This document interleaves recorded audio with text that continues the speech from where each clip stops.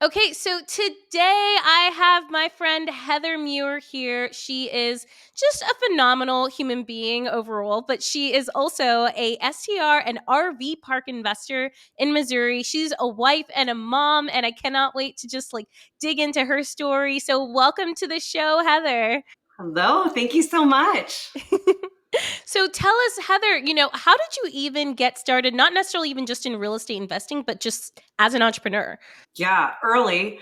That was kind of accidental. I mean, I knew what it was, but it was so early on. I think my husband and I were like 24, 25 years old, and we bought an auto parts business with my parents. So we have worked together for a very long time. And yeah, we bought an auto parts business. We moved to Missouri, where my family is from, which I've always wanted to do. And we have owned that. We owned that since from 2008 to last year we sold it. And we knew what we were getting into. We did not know what we were getting into. Owning a business is a lot different than managing a business. And we had a great time though. We learned a lot of lessons about business partnership and entrepreneurship and growth, and super grateful for that. Totally. So I guess, have you always had an entrepreneurial spirit, or did you work a corporate job before that? How did that even progress? I actually worked in property management before before that. Ah! I joke that I was born and raised in property management because my parents were property managers when I was born, up until I was in sixth grade.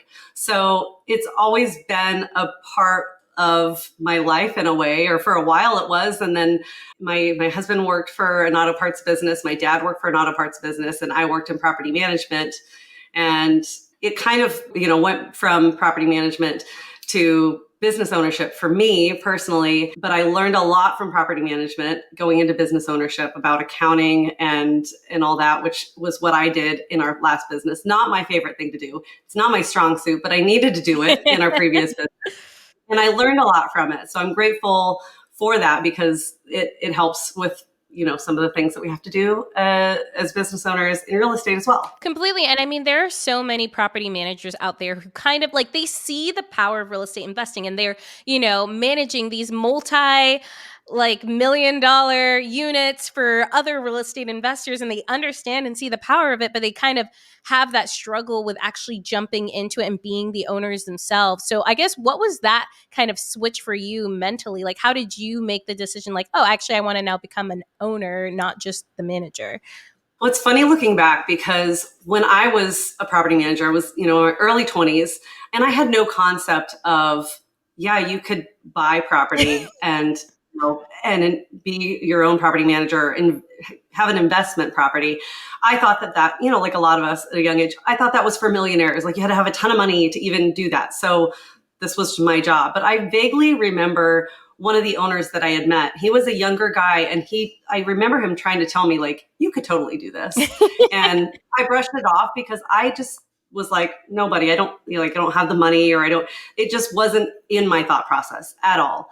But moving into, business ownership with an auto parts business, and now I'm so grateful that I had those conversations, because I think they made a difference in my confidence, my ability to do what we're doing today. Completely. And it's so interesting too, because with a lot of entrepreneurs, you'll see that they either had some sort of exposure, and it could have been just in passing, to someone else who was an entrepreneur, and they said one thing to them, or they said, this one little thing where years later they go back and look on, and they're like, oh, wait, wow, that person said that I could do it, or that person gave me the confidence that I didn't even know that I had in myself, and I'm going to take that and run with it forever. Because Yeah. I feel like my entire life, for example, my dad always told me, you can do whatever you want to do in the world, and I realize I've just been taking that to heart every single year. Right? It's yeah, you really can do anything you want. And so I think, giving that confidence and belief to others, you just never know what that tiny little thing you can say and how that's going to actually affect the person, and how they see life in the future and where they're going to be. Right. For sure. Yeah. My husband was more of the He had more of the entrepreneur mindset than I did from the beginning. I mean, he even throughout our previous business, he always wanted to invest in real estate. And I kind of just was like, sure, sounds good. But then as we got closer into knowing that we were going to sell our auto parts business, my parents were going to be retiring, and we knew that we did not want to continue that on. And at that point, we'd started listening to Bigger Pockets and different things, and we knew that our time and our effort and our money would be more wisely spent investing in real estate. And so that was something that we started looking into before we even sold our previous business. And we kind of had plans, going from there. He was definitely more the gas and I was the brakes of like, okay, wait, hold on. I need all the things first. I learned that you don't have to know all the things. You just have to know a few. But yes, yeah. Awesome. So I guess what were some of those big differences between the business you had before versus now real estate? Like what are some major differences, especially for people who are kind of, I feel like I get in realms with people who are like, oh, do I go start this other business, or do I go invest in real estate? Where do I put my money? So I guess what are some big differences that you found there? Oh gosh. I mean, there's a lot. Honestly, the thing that I love about real estate, I think that everybody that's in real estate loves about real estate, is the different ways that you can grow wealth, right? So there's not just your income, but you're paying down your mortgage. There's tax benefits. There's equity that you're getting. So that's the big reason why we knew the benefits of real estate, and that it was not just an income, but it was truly, to grow wealth for our family. And if you set it up the right way, it's more passive than maybe what we were doing previously, where we were working a lot more in our business versus on our business. And that was, maybe to our own fault as well, because we could have put systems in place, but we feel like there's a lot more growth possibility in real estate from our experience anyways, than we had previously. So we love it. Completely. And so can you explain a little bit more what it means, at least for you, to work in your business versus on your business? Yeah. So, and that was a mindset that changed. I know for my husband a lot in our previous business. I can't remember the book that he read, but there was a point where he realized, me being here just to be here and, helping out with the day-to-day is not moving our business forward. Totally. So that is working in your business, right? And that's needed sometimes, especially at the beginning of growing a business. That's how a lot of people get started. But some people have the mindset that like, oh, if I'm here all the time, then I'm working and I'm running my business.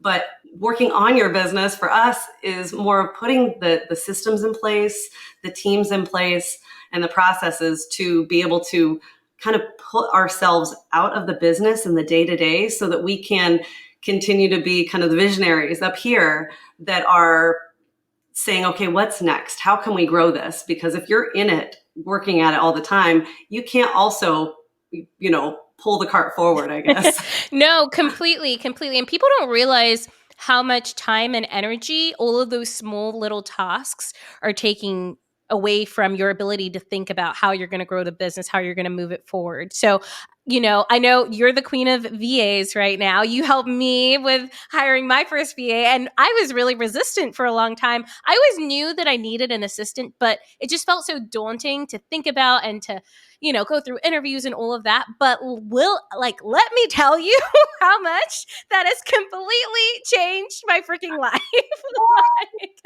I love it. I'm so glad. I'm like going through the whole process with you, and I'm just like, I was so excited for that moment when you were able to get some of those things, those day-to-day things off your plate, and what a relief it would be. So I'm happy to hear that that's working out. Oh, such a relief, such a relief. And, something that people also don't realize is, when you do that, it does come with an added expense, right? So now you do have like an extra expense that you're responsible for, but it gives you the opportunity to think bigger and find even more ways to generate revenue to cover it so that it's a wash, right?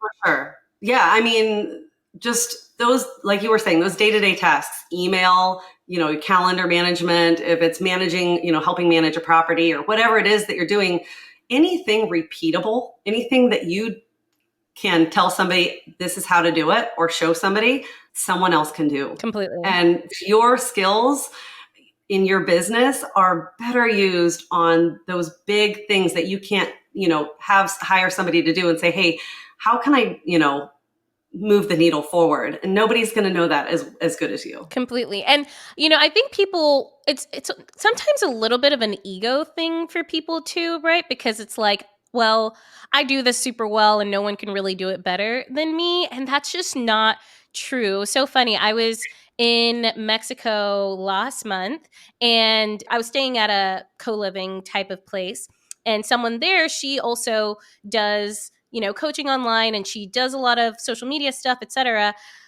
And she didn't have a VA and she'd been in the business for a long time, but her big thing was she didn't think that anyone else could write her emails. And I was like, are you sure about that? Because I finally hired a copywriter and oh my gosh, that was the best freaking thing ever, and he writes them better than I do. And so I think Right. like a lot of people just have those limiting beliefs. So I guess, did you struggle with any of those limiting beliefs at the beginning as well? Oh, for sure. Especially when you're, early on growing your business and you have this belief, and it's in a lot of cases, it's true. Nobody's going to care for your business as much as you do. However, people are going to care for their jobs, right? And they're going to do the best that they can do. So I had issues at first, like letting go, especially for me, it was communication with guests, because as short-term rental host and manager and owner, I really, that is so important to me. I want to make sure that my guests know they're taken care of. And so everything else, and I think probably owning a business with 20 employees previously and like having people already doing other things for you, I was super excited to like give away all the things. Yeah. But that I held on to. I was nervous about that for sure, because I just didn't know what that would look like. I'll be honest, I hovered the comments a lot. But again, there's systems, there's things that you can do. So in that instance, when I was really nervous about giving her that particular task, what did I do to help with that? I had her take all of my previous communication with guests and put it into a spreadsheet. Oh my gosh. And said, any question that gets asked, put that into the spreadsheet. And then my answer, put that into the spreadsheet, because I wanted her to know, like, my voice, like that I use a lot of exclamation marks. And, so happy that you're staying with us, and just the certain things that I say. Now I look at a comment and I'll be like, oh, that was so sweet of me. Wait, I didn't send that. And it's like, there's numerous times where I was like, wow, I am really nice. And it was not me. Oh my gosh, that is so funny. That's so funny. And I love that too, because, I just hired on Anita, one of my best friends, into my business. And we do a lot of tag teaming just because I can't reply to old messages by myself. Usually I'm in there, but sometimes I just cannot, and I need someone to help me. So she helps me. And I messaged her yesterday and was like, oh, wow, you're getting really good at sounding like me. But it's like, exactly. Everyone can learn. And it's just kind of giving them the structure and guidelines to be able to follow it the way that you, and I've noticed too, it's always just as good as the guidelines you give them, right? So if you give them good guidelines, they'll be able to follow it. Right. Yep. Exactly. If you throw them out there without any guidance, they're going to get lost. Exactly. But that's on you, right? I mean, that's on us. So I love that. And so, you talked about how you've kind of been in business with your spouse for such a long time, right? So how has that been? I know there are so many people who, want to get started investing in real estate or want to start a business, but they kind of feel held back by either their spouse or getting them on board, or just like, the struggles you may face when working with a spouse. How have you handled that within your relationship with your husband? Yeah, like I said, we've pretty much been in business together for most of our adult lives, like since we were 25 years old. So I don't know what advice to give anyone that's saying, oh, I can't get my spouse on board, other than you have to be on the same page. So if it's, just having that communication, and it's not for everybody either, right? Because we all have different personalities. My husband and I we have a lot of differences in the perfect places, and then we have a lot of similarities in the right places, I feel like, too. So, and that's not always the case. I mean, some people are just not meant to work together, and it's healthier for their marriage and their relationship to not work together. So I'm not saying it's for everyone, but it's something that we've really enjoyed doing. Again, I think because from the beginning, we know that we have completely different strengths and weaknesses, and we can play off of those. So that's been really helpful in growing our business. And we've just learned throughout all these years, like automatically, even when we went from owning an auto parts business to now real estate, it was there wasn't even a lot of conversations that had to be had on like who was going to do what roles, because we kind of just knew, like he knew I would definitely be taking on speaking to guests and working with them, because that's not like his favorite thing to do. Yeah. Like he's super friendly, and like coming, like solving those problems off the bat is not something that he enjoys doing. And he's like the spreadsheets guy, and I'm so thankful for that, because I'm like so bored when it goes, you need to know about it. I love it. I watch him and he's super excited about it. So, but then those numbers just go like right out the door. Yeah. That's all him. Oh no, completely. And that is really the key. It's making sure everyone is seated in the position that they are best suited to fill, you know? Like, cuz I think we kind of get into that struggle too sometimes as you start splitting up responsibilities and you kind of already know that you're going to hate something, but you're like, well, just got to do it. It's like, do you, or can you outsource, or is that better for someone else to do, you know, versus forcing yourself to do the thing that you hate doing? So there's actually a great idea that I've shared before, is create an org chart for your business, an organizational chart, and write the positions of your entire business, all the roles and responsibilities, and fill those out. And it's got to have a name, either yours or your spouse's or your partner's or your VA's. And then look at the things that, you can take off your plate eventually, and circle those and say, okay, well, when I get to the point, I will be able to hand that out to somebody else because I don't enjoy it or I'm not as good at it. And that's okay. Completely. So, okay. So I know you sold your automotive business and transitioned that into real estate. You've purchased an RV park, you've purchased a campground, you're doing the whole big thing. How are you able to even transition into such big of a project right now? From going to our auto parts business to real estate, we knew that we were going to be selling that. We didn't want to take that over. We wanted to move into real estate. So we had kind of prepared a few years ahead of time, started purchasing property and those short-term rentals. And then, but we were lifelong campers. We loved to camp. Actually, the very first property that we ever put an offer in on was an RV park in Florida. Wait, that's amazing. It didn't work out because the sellers disclosed some things that ended up making the numbers not work. But we'd always just kind of wanted to go big, I think, on that. And I think owning a large business with multiple locations and employees and stuff previously, those big numbers and the operation side of things weren't as scary for us maybe as they would have been otherwise. So yeah, I mean, we closed on our campground last year, technically the land portion, and now we're almost finished with that. The RV and glamping resort, we closed on another mobile home and RV park last month. And it's just, figuring out the systems and processes to make those things run, and always learning along the way. But we have the tools and resources, right? We have people in our community and people to reach out to. I mean, how many times have you and I reached out to each other with random questions? I'm asking you about social media stuff and you're asking me about VAs. But that's what's so great about surrounding yourself with people that are doing the things that you want to do. So yeah, it's really important to us. No, completely. And, you see on social media people who are skyrocketing and they're doing things so quickly. And a lot of the time, that's just because they put themselves around other people doing way bigger things than they are. And it keeps pushing them to keep going, right? Because I think especially it was so funny for me when I was still in my corporate job. I hadn't joined any like coaching programs or mentorships, and I just kept feeling stagnant. I was like, how are these people moving so freaking fast? And I just like couldn't understand it until I got in the spaces and got in the rooms with others. And I was like, Oh, it's like kind of all about energy, right? Like it's about the energy that you're around, the people that you surround yourself with. They're thinking bigger, they're thinking way further than you are, and that brings you up to that level as well.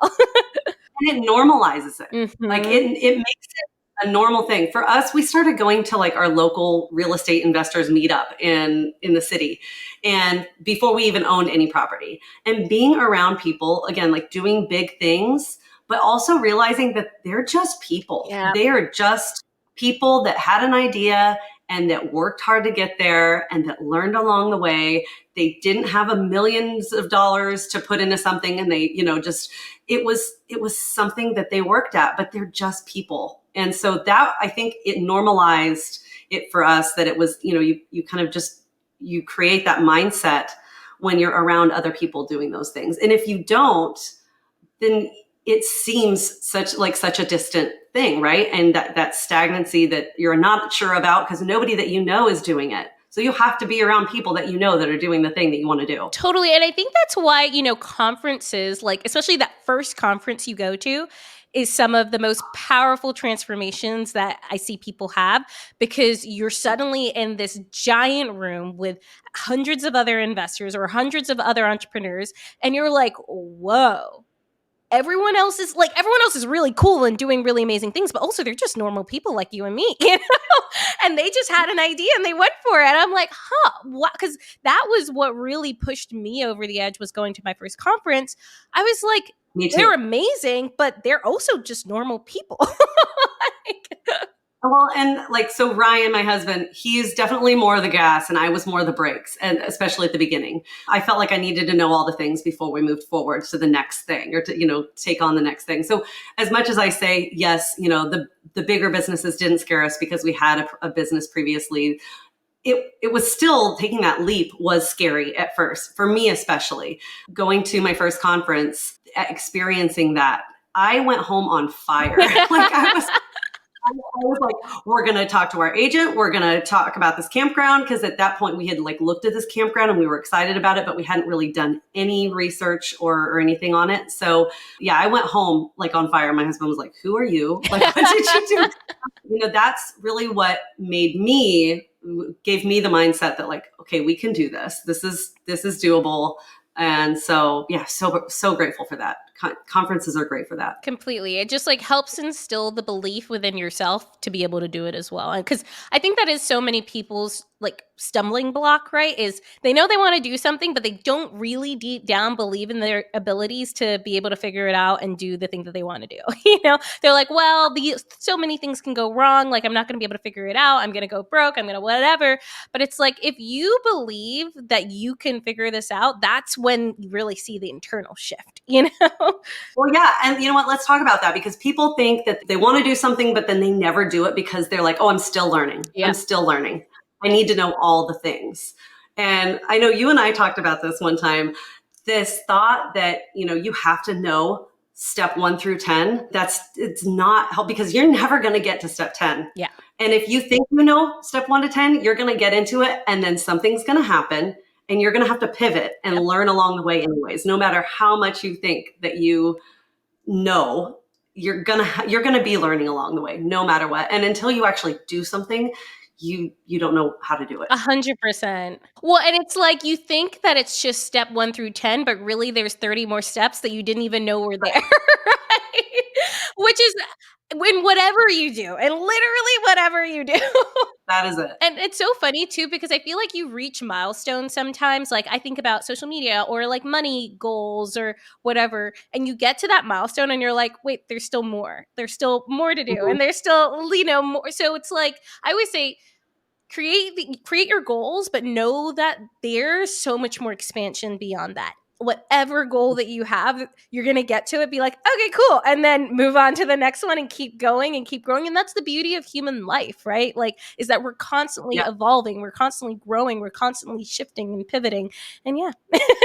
Agreed. Yeah. I sure. love that. So another thing I wanted to talk to you about is, you have something that I just really admire about you and Ryan is you guys have just a really phenomenal relationship, and just like a phenomenal relationship with each other, with your kids, with your family. How have you guys been able to navigate that while having a family and business and all of that together? Like, how do you guys continue that really strong, beautiful relationship? We give each other a lot of grace. We give ourselves a lot of grace. We give our family a lot of grace. Yeah, and we also have a strong foundation and belief in God. And so that's just, there's something that we've really grown up together. And I think that's a big part of it. But communication, like they say, communication is key. It really is. Like, and we talk through everything. That's a huge part of it. I'm just grateful that we have a great relationship. It's so much fun. Like, he's my best friend. He's also my business partner. He's an amazing father. But there's something, I don't know how to describe it, but we have just found a way to work together and really understand each other and communicate well together, whether it's in business or as husband and wife and raising kids and all that. That's something that we've just worked on throughout the years. We're so not perfect at it by any means, but it is something that's really important to us. And for us, our relationship is the foundation of our family and our business, because if our relationship is suffering, then our business is going to suffer, right? And that's something that I try to share with others when I'm talking to them about being in a business relationship with your spouse. It's going to magnify whatever your relationship is like. It's going to be magnified if you're in business with them as well. Yeah. So it has to be really strong before you go into partnership. And I mean, same thing with, a friendship, or if you just anyone that you're going into business with, you have to really know them and have to know how to communicate with them if you're working with them like on a close, day-to-day basis, for sure. Totally. So 2 things I actually want to unpack there. The first thing is that your relationship will be magnified, like whatever your relationship is, when you go into business with someone. So if, I know some people are like, oh, I should go into business with my spouse. We're kind of struggling. Maybe this will be the thing that fixes it. Like, no. Hard no on that one, right? Because it's just going to get magnified even more. It kind of reminds me of, when like people will get puppies or dogs together if their relationship is struggling. Like, no, like that is not the route. Like, shiny objects don't help. They don't. Anything ever, they right? do not. When you're trying to improve on something, whether it be I'm trying to improve on this area of my business or improve on my relationship, a shiny object is just going to distract you from what you really need to be focusing on. Totally. And it's kind of the same way, right?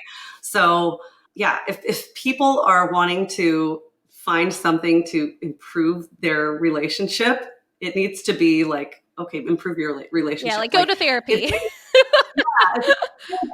If there was ever a time where we felt like, man, we were really struggling here and everything, we would go to therapy, like 100%, because that is the foundation of everything for us. And if that's not strong, everything else is going to crumble, in my opinion. Completely. And that's the thing too, is, not everyone works really well together. Like, for example, I'm in business with one of my closest friends in the whole world.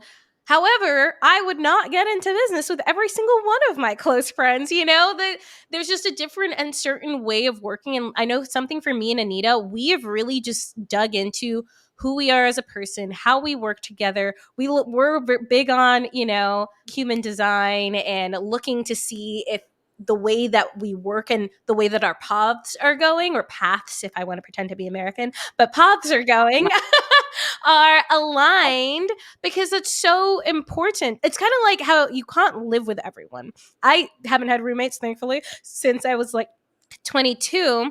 And part of that is because as much as I love most of the people in my life, I don't want to live with them, Like, you have to really know the person and know what it's like to work with them, not just be friends with them, because they're so different. So different. Yeah, for sure. I love that. So one thing I do want to touch on is recently your social media has been blowing up. I think did you hit 100,000? No, not yet, but it'll probably happen this week. You're at like at least 96 or 97,000, which is incredible. You started at 700 followers like 2 months ago, 3 months ago? I think it was January 26th, or no, January 16th is when I made the the reel that went viral. But before that, I think it was 726 That is followers. so crazy. So crazy. Okay, but like, so for anyone who's looking, from the outside looking in, what did you do? I think I told a story. So, the reel that went crazy is we bought an abandoned campground in Branson, Missouri, and we're turning it into a glamping and RV resort. And that was the hook. Like these are all things I'm learning. That's called a hook. and then it, just kind of a video of walking through our literal drive-through of the property before we did anything to it. And then, a quick view of us like knocking down the buildings that were already falling down. And then, and now we are, the decks have been built and the tents are coming. And so it just kind of gave a short little synopsis of where it was and where it's going. And I think people really love the story and they want to follow a journey. And especially when it's something like, oh, we took this abandoned thing or this thing that looked like, it needed a lot of work. And now we're going to create it into something that's, completely different. So I think that's what it was. I think it was the journey. And I follow a lot of accounts like that, where we bought an abandoned schoolhouse and we're turning it into our home. Like, how cool is that? So, and those people have a lot of followers and people love the journey. They want to follow the journey. So I guess, were you expecting it to blow up like it did?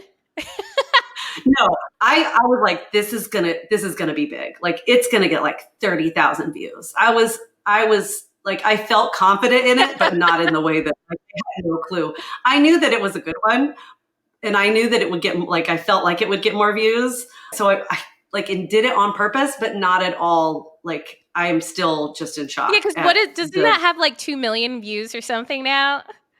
Yeah, it's got over 2 million. I haven't looked at it lately. It's over 2 million. And it's going crazy on Facebook now. And now it's got like 1.4 million views on Facebook now. Oh my God. So, I love that. I still don't know. I sent you a message. I'm like, what do I do with this information?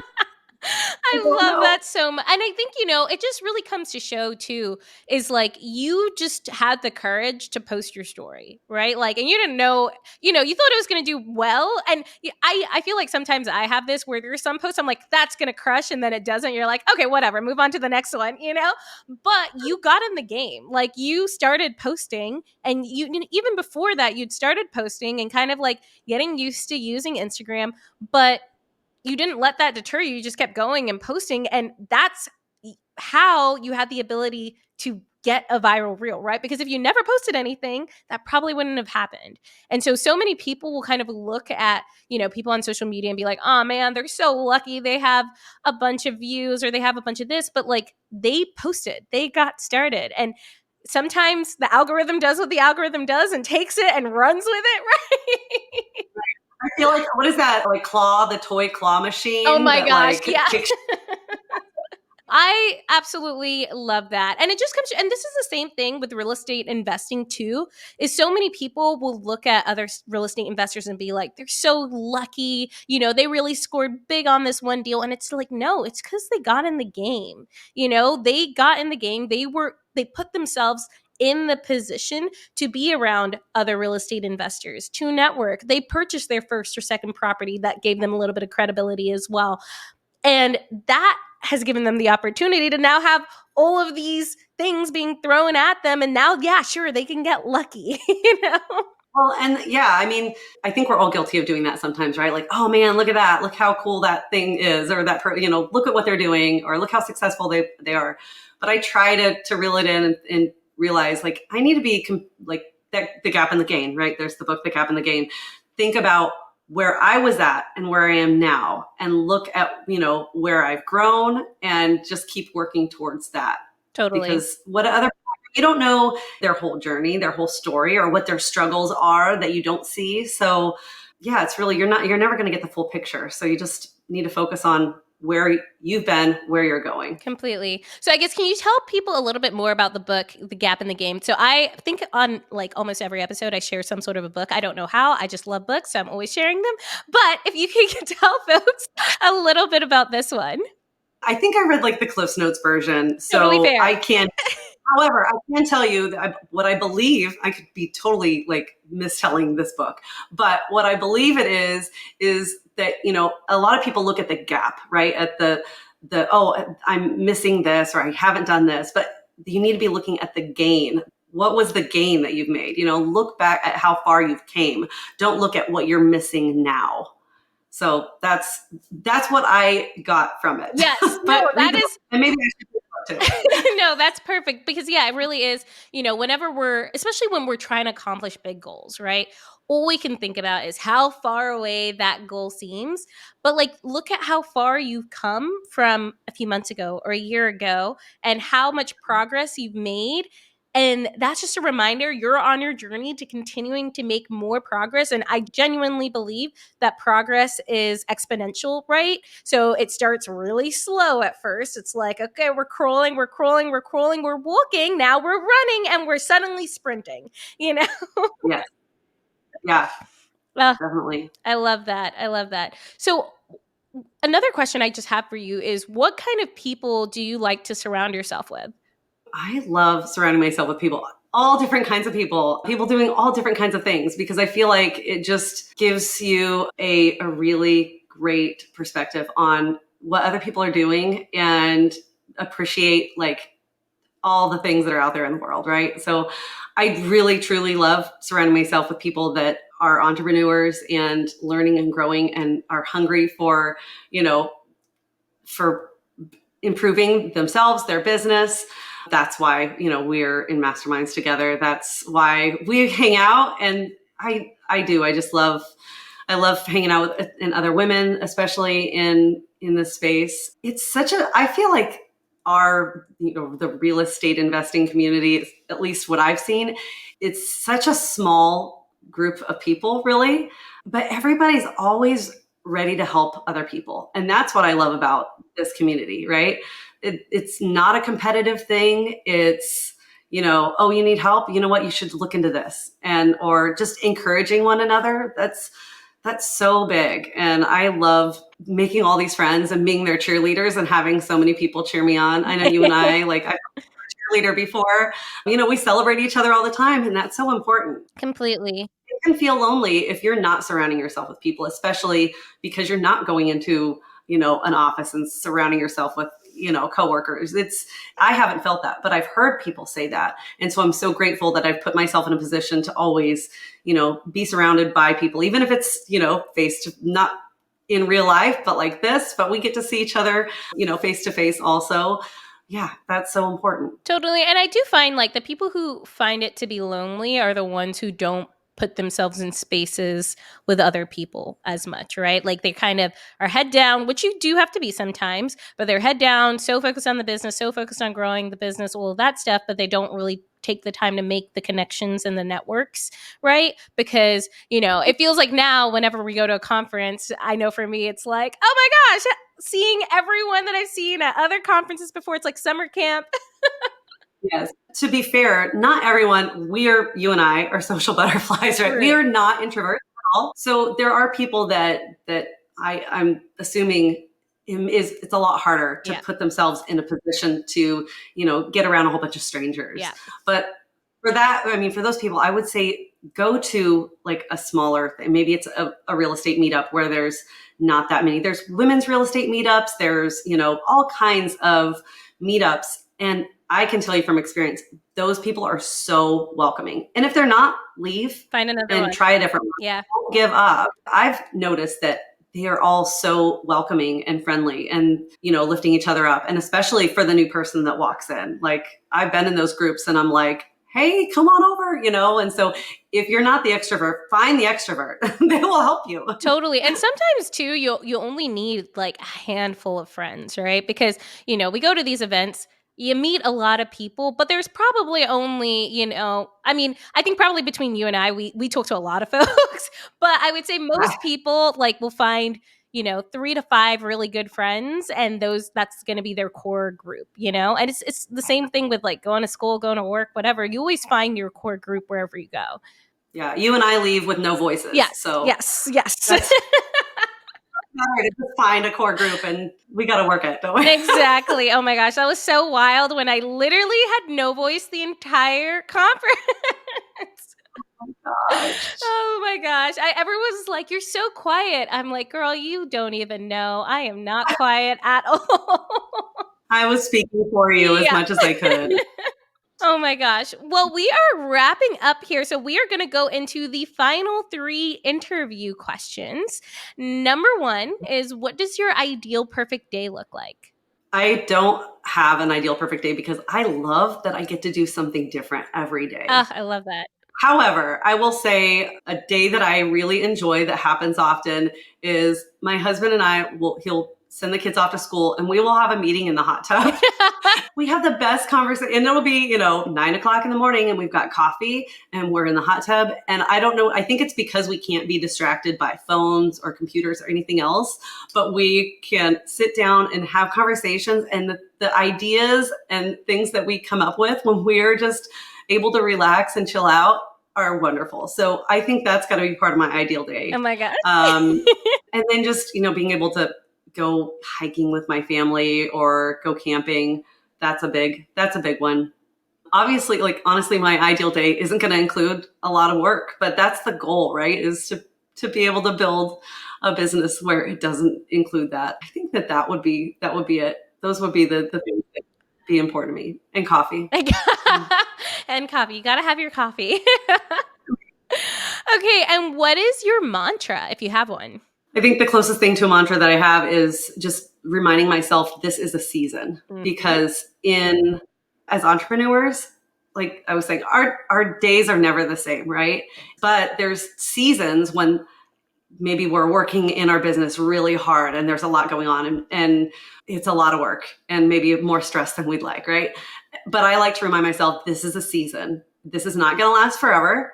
We're going to get through this. And then the next season, there's going to be wonderful things about that season and things that are not our favorite about that season, but they will change.